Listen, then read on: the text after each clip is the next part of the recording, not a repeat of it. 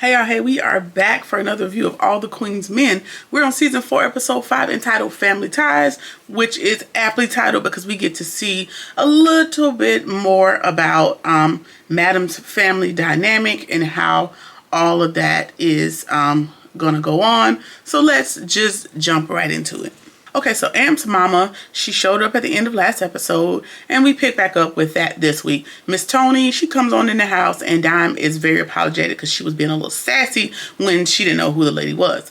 Anyway, Am tells Dime, like, don't even bother apologizing to her. He ain't trying to hear nothing this lady talking about, and physically pushes his mama back out the door. Don't worry about it. And then he gets a little attitude with Dime for even letting her in, and Dime's looking like, hey, I want to smoke. I ain't know who the lady was. Okay. So we move on and we see Blue. She is having nightmares and night sweats and night terrors. And basically a traumatic response that's been triggered by all that recently took place. You know, the explosion that happened and the employee that ended up getting unalived, you know, by concierge planting that bomb in the club. And so she calls her battle buddy to tell her, like, hey, I'm having those bad dreams again, and I need to get the number to that psychotherapist that you were recommending. And so we're going to see Blue dealing with a lot of mental stressors and things this season, I'm sure. All right. So Madam is talking to Tommy, and she's like, Tommy, what's up with the prescription? Like, she's going to start to unravel a little bit because she doesn't have her meds. If I'm not mistaken, I'm not going to guess her diagnosis because I think we talked about it a lot in season 1. We're on season 4. I've forgotten. It's some sort of personality, something or another, I'm sure. Either way, she's off her meds, so she's getting a little bit off her rocker. And Tommy tells her, like, hey, Dr. Fong, we talked to him real stern the last time, but he ain't changed his mind. He has not kept his word. And so Amanda tells Tommy, like, hey, you need to find me a new doctor to get my meds from. And then Dr. Fong, he's no longer useful, beneficial to me and what I got going on, so you can do with him what you will. And Tommy's like, yeah, I haven't got to plan one of these unalivings in a while. Let me go ahead and get that dude up out of here. So he's excited to exact his revenge on behalf of Madam. All right, so Miss Tony comes rolling up to lunch as well, and Madam is less than thrilled to see her sister. She don't want to see her at all. And she's like, well, girl, what are you doing here? And she's like, well, girl, I've been calling you, but you ain't been answering. She was like, oh, so you're the one that's been calling me from the blocked number all this time. And she thought it was concierge, but it was, in fact, her sister, Tony. And so she calls, and she was like, well, girl, why are you here, snitch? Why are you here? And so the dynamic between Tony and the rest of her family, she's kind of the outcast because she's the reason that their dad ended up getting prosecuted by the FBI. Now, in earlier seasons, her dad is like a kingpin in his own right? And something happened and the FBI was on his trail, which is why he was pretending to have dementia, you know, and all that other stuff to avoid federal prison time. I ain't mad at you. I'd have did it too. Either way, Tony must have turned state's evidence, and now everybody in her family hates her. She's a snitch. Go somewhere and die, right? And so the sister claims that, hey, I had to do what I had to do. And it seems that dad is over it, so much so that he put me in his will. And she proceeds to put out what appears to be a legitimate will, making her the full owner of Maddie B's. So Maddie B's is probably a family restaurant that now that her dad is presumed deceased. Remember, they had a funeral for him, and there's really not a lot of people that knows that he's still alive. Madam, Tommy, Blue, Carla. These are kind of the only people that know that the dad is still alive. And so we have to now proceed as if he is, and we have to honor this will. And this is hers according to this legal document. So now, you know, we have to deal with this for the next few episodes. Anyway, we see Tandy and Babyface, and they're celebrating. It seems that she's not only she back up in the polls, she has won, which is probably what Madam and Tommy were doing with that ballot box last episode. Either way, Babyface could give less than a damn about this lady being the mayor. All I want to know is, ma'am, am I going to get my car that you promised me? And she was like, yeah, I'm going to get you the car. I already bought the car, matter of fact. Hey, come get these keys about this. Come get the keys. Go get the keys to your car. So she's won, and now it's time for her to, you know, pay the piper because you're now going to owe Madam her just due for helping you out. All right. Concierge then rolls up on Madam. Again, she's just trying to have a little lunch and go home, and people just keep being in her space. Concierge rolls up on her, and he kind of gloats about the explosion at the club. And in return, she gloats about the fact that I stopped you from getting into that prestigious White House party. Like, and he's like, oh, that's me. That's menial. That's not that important. And we found out that his shipment of cocaine is what she stole out of that trailer from him, right? And so he threatens to send people, even more powerful people, after her because she can't win in this war. And she's like, haven't I not proven to you that I can ride with the big boys? What do you want? And he's like, just give me my stuff back. Like, give me my stuff. And she agrees, which I knew was way, way, way too easy. But she tells Tommy, go ahead and set that up. And, you're going to get it back. You're going to get it, but, something's going to happen with it by the end of the episode. Because immediately I put in my notes, like, hey, that's way too easy. Like, I would be worried if that lady gave me something without any type of repercussions. Either way. Madam shows up at Tandy's and child, unannounced. I'm just here to ask you what I need you to do now that you're mayor. She tells Tandy that she needs the property next door to Maddie B's declared as eminent domain so that she can have it. And Mayor Tandy is like, well, what does that mean? I don't even know what that means. She's like, girl, we know you took your husband's place. At least read a book and learn something while you're going to be in this position. Eminent domain means that the city seizes the property without the owner's consent, against their will, doesn't really matter.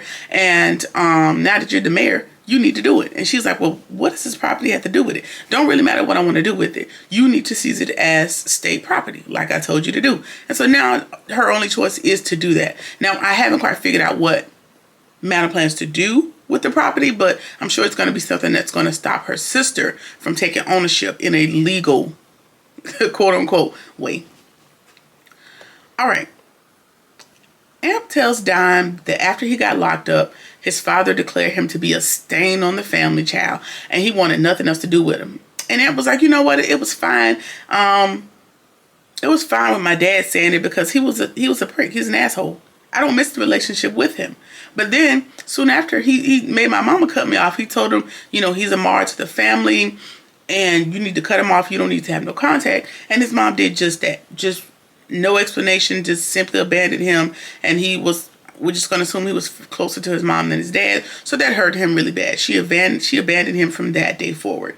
Can't remember how many years he spent in jail. Let's just assume ever since the sentencing, she has not been bothered with him.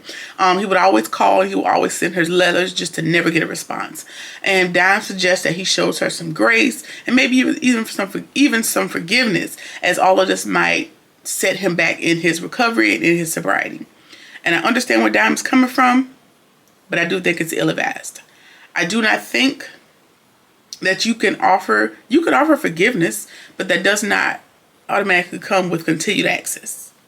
That's one. Grace, that's cool as well, but he was not given grace. If your husband told you, hey, this is the child you birthed out your own body, but I said don't be in communication with him, you're simply going to have to kiss my ass. You're simply going to have to kiss my ass. This is my child. My child wrote me. My child called me. I'm responding. And so unless you plan on taking me off the earth, you, the Lord himself, nobody would be able to keep me out of contact. Now, I could keep said contact out of your face. If you don't want to hear or be a part of it, that's cool. I can respect it. But to just oblige off the sick of your husband makes you a damn fool. That I said it. Okay. Moving right along. So yeah, ill-advised because that lady did him something. He ain't do nothing to her. So I don't agree. All right. Blue goes to see the psychotherapist, and she tells the doctor that she is having dreams from when she was back in Afghanistan. She was deployed during her time in the army. Her and a battle buddy, they were on duty one night, and they were securing the premises, basically walking around, checking for suspicious behavior, just making sure things are good while everybody's sleeping, just securing the base, making sure no funny business is happening. Now, he stepped off of the beaten path for a little while to relieve himself, to go for a pee or whatever, and ended up stepping on a landmine. And of course, a landmine is shrapnel that expands, and so that expansion happened to that person and they're no longer with us. She thought she had buried that memory and forgotten about it. However, she is now having dreams about it every night. And of course, there is some triggering event that is now bringing this back up to her forefront. And it is the explosion that happened last episode that took the life of an employee at the club, right? So that's now putting that back in her mind. And so the doctor asked her, like, hey, what happened in your civilian job that could have triggered this memory? And because it seems like it's a post-traumatic stress disorder response. And she was like, girl, I got no PTSD. And she was like, okay, girl, if you say so. And I learned, maybe it's new to me, that Blue's real name is Belinda, and Belinda is not with it. Now, I'm not going to keep calling Blue Belinda. I might slip it up every now and again, but Belinda ain't hearing none of it. But hopefully she sticks with the program and she can kind of figure out a way to navigate the memories while still living in a hostile environment where her job is to unalive people. Don't know how that dynamic is going to work, child. You're going to have to find like a new job or something. Whatever. Okay.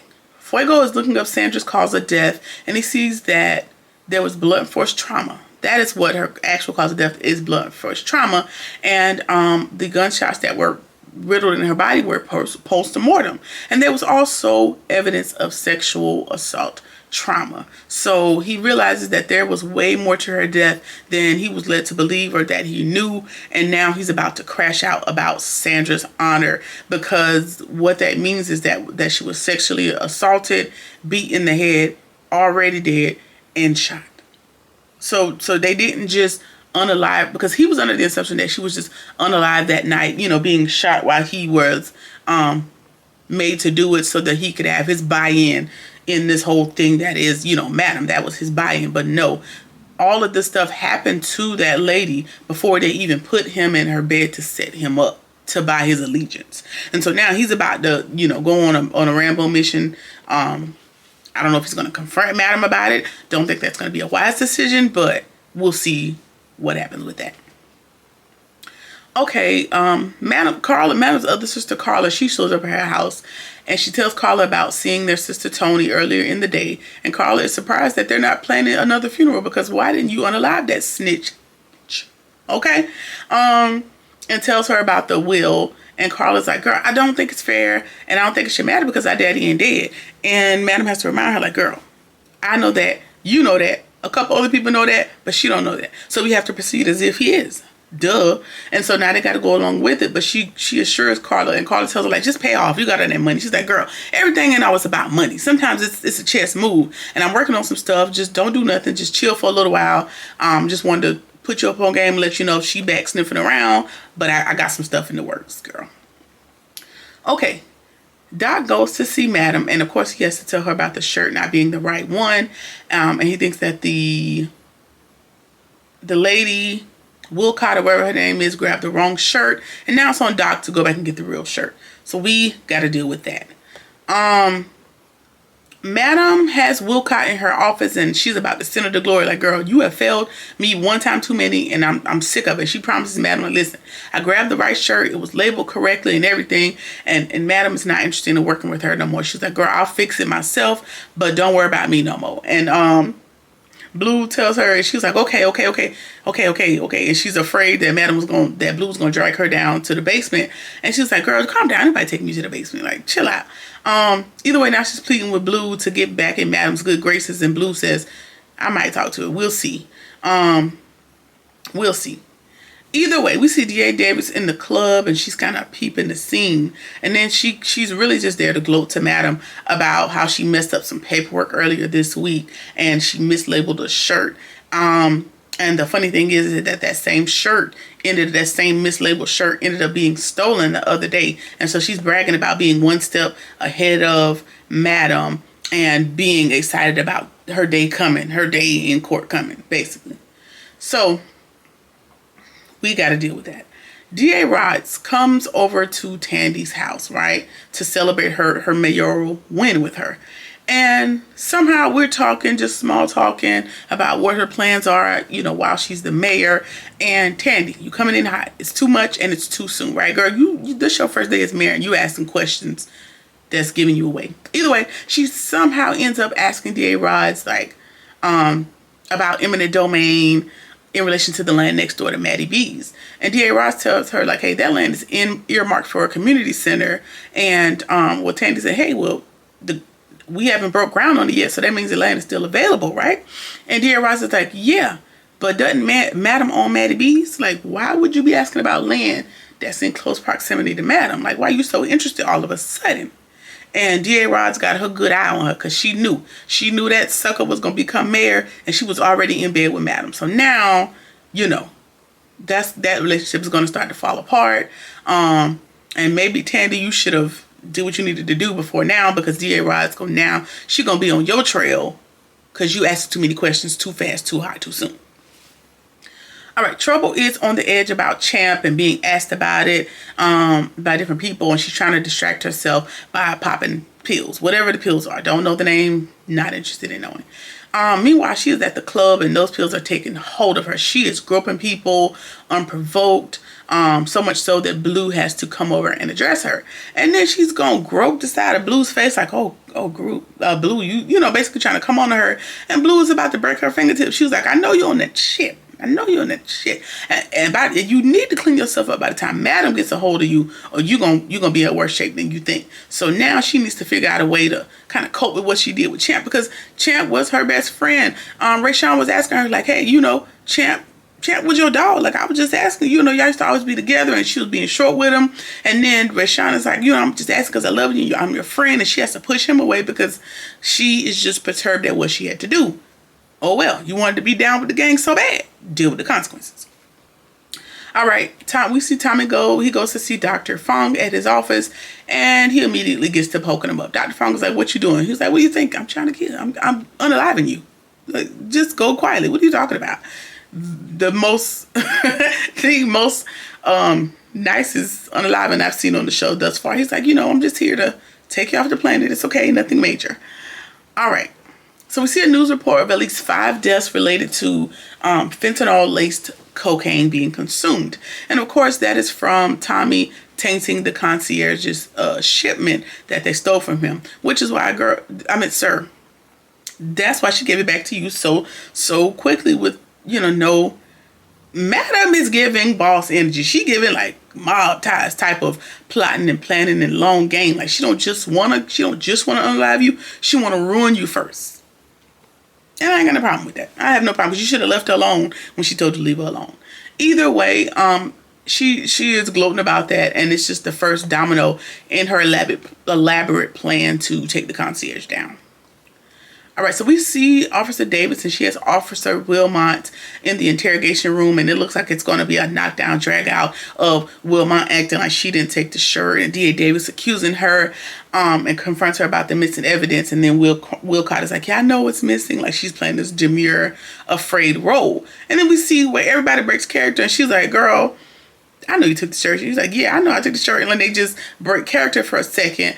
And basically because the two of them are working together. She's like, yeah, we're going to take this down. And Wilcott is like, we sure is. We working together. And they just dumb and dumber over there, just thinking they could get the up on Madam. And so now, you know, we got two of these Barney Fife characters trying to infiltrate Madam and take her down. Of course, it ain't going to work, but we will have to deal with it. All right, that is it. That has been season 4, episode 5. Let me know what y'all think about the episode. Let's talk about it in the comments. Either way, like, comment, share, subscribe, or whatever it is that you feel like doing. I'll see you in the next one. Peace.